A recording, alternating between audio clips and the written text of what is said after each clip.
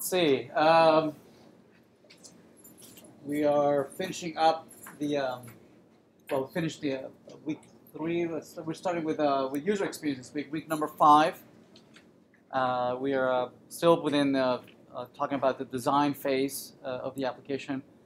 Last week we focused mostly on the design phase of the middle tier, Java data models, being able to interact with a relational database and implement a couple of simple one-to-many, many-to-many, and create class diagrams and sequence diagrams.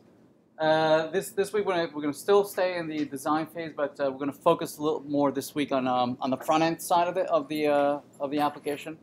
It'll also give us a chance to introduce the front end framework that we're going to be using for display purposes, which will be React.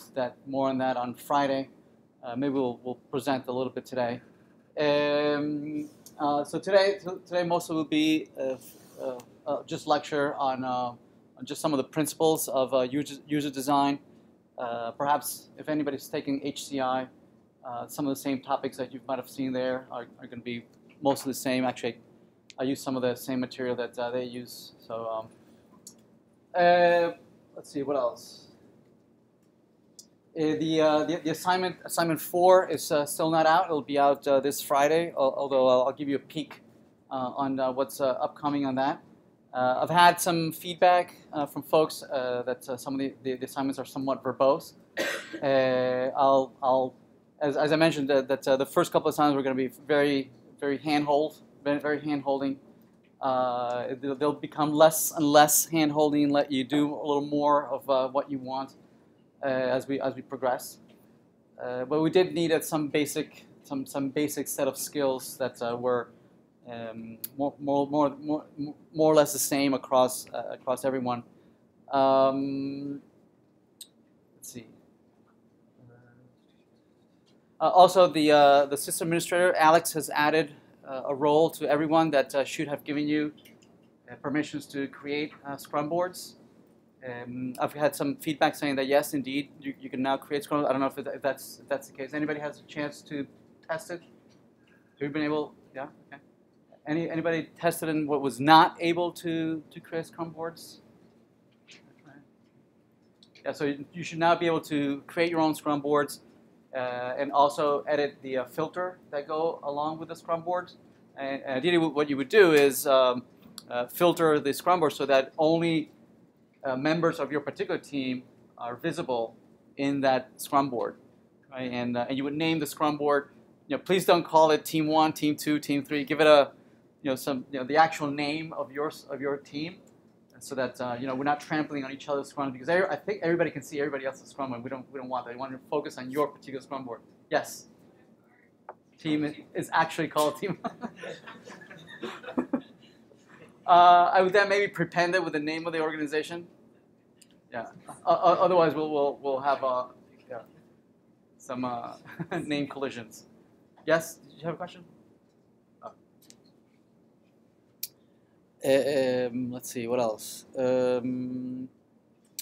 Yeah. So any outstanding tasks that were not completed in the previous sprint will come out to this next sprint. Ideally, you would have started the sprint over the weekend, perhaps, or maybe even Friday. So some folks have started on Friday. Some folks who started this Monday. We could all start perhaps that at the same time on a Friday and go from Friday to Friday. That'd be ideal. I see that quite a few folks are sticking to the same Scrum master from last week. That's fine if you'd rather do that. And the Scrum master is okay with that. Usually it's a tough role to play. Having to gather everybody and get everybody else's feedback. It's not an easy and pleasant role. That's why I suggested that you take turns being the Scrum master. It's usually not a pleasant role to be. Again, folks are not working for you, right? You're only facilitating the meetings and whatnot. Yes. What else? Also, a lot of the stories that I ask you to do in a particular sprint, a lot of them you're not going to work on them that particular sprint. Right? A lot of them are just going to be on the backlog and only going to get to it perhaps later on, right, in later sprints. But we do want to simulate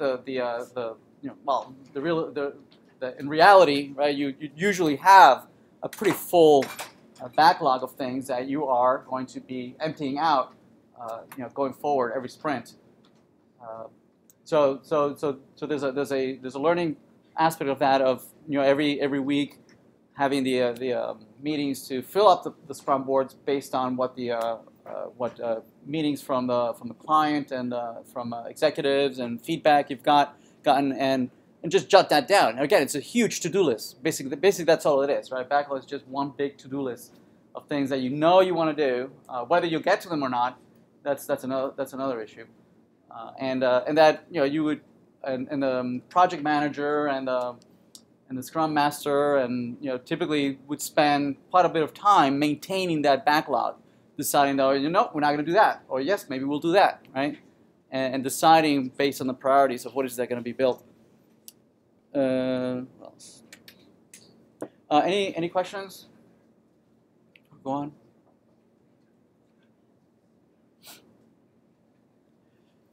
All right, let's talk about user experience.